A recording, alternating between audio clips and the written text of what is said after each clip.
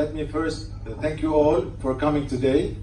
On behalf of Joël, Samira, Roland, and George, and each and every participant, we thank you for being here and for making this vegan conference, the first vegan conference in Lebanon, a reality. Thank you all.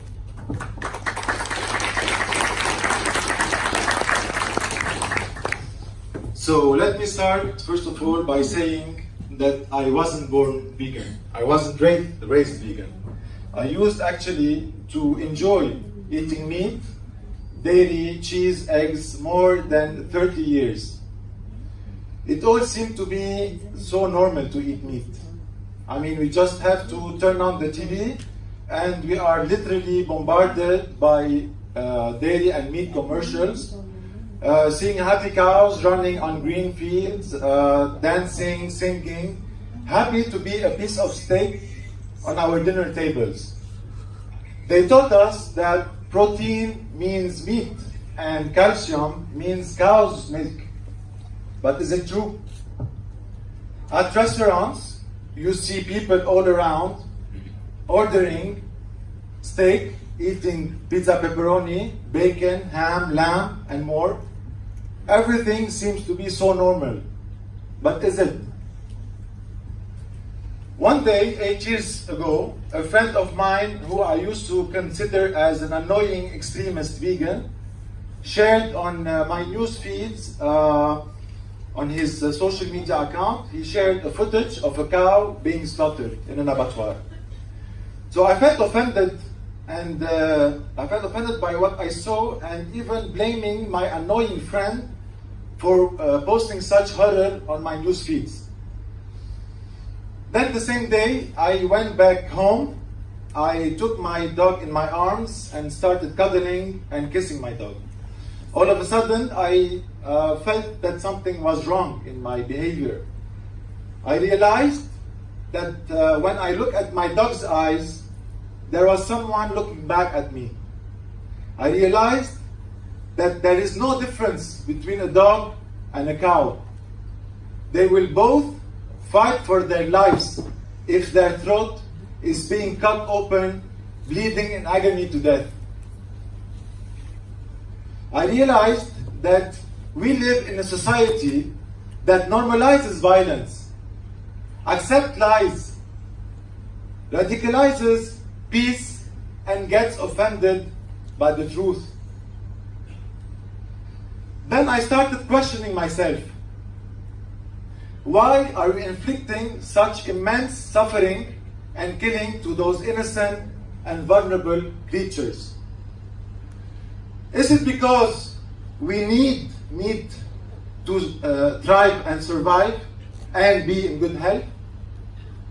Is it because we have always done it this way? Is culture and tradition a good benchmark for our behavior? So I started doing some more research on this topic to find why we really eat meat. Do we really need meat to live and be healthy? Well, it turned out that all major diseases are directly linked to eating animal and their products. In fact, the number one cause of death is heart disease, caused by clogged arteries due to high intake of cholesterol, trans fatty acids, and saturated fat, all found in large quantities in meat, dairy, and eggs. Same goes for type 2 diabetes, hypertension, colon, prostate, breast cancer, and more chronic deadly diseases. The WHO, the World Health Organization, classified processed meat as group 1A carcinogenic, same group as smoking cigarettes, same group as tobacco, and red meat as group 2A carcinogenic, probably causes cancer. The Canadian and British Diet Association stated that it is healthy and safe to adopt a plant-based diet to all stages of life, including pregnancy and infancy. So basically, our health is off better without meat. So if we don't need meat to thrive and survive, why are we doing it for? What about tradition? Is tradition a justification? As you know, society evolves. So does our way and practices. Many behaviors that were considered barbaric at one time or another, it was acceptable and even encouraged by the society, such as slavery, segregation, no rights for women, and more. However, it all started with few dedicated people rejecting injustice for humanity to take a stand towards these practices. So today, we should enlarge our cycle of compassion to embrace all sentient beings and remember that animals are here with us, not for us. Is culture a justification? In China, it is culturally acceptable to eat dogs. In other countries, it's not. Who's right and who's wrong? People all over the world sign petitions to stop the Yuling Dog Meat Festival. Those same people, they go back home at night and have a piece of cow meat burger for dinner. They are both wrong, since it is not morally justifiable to kill either the dog or the cow. Is suffering of one species more valuable than the other? Can culture justify loving one and killing the other? So if the justification and tradition and culture does not stand, what are we still doing it for?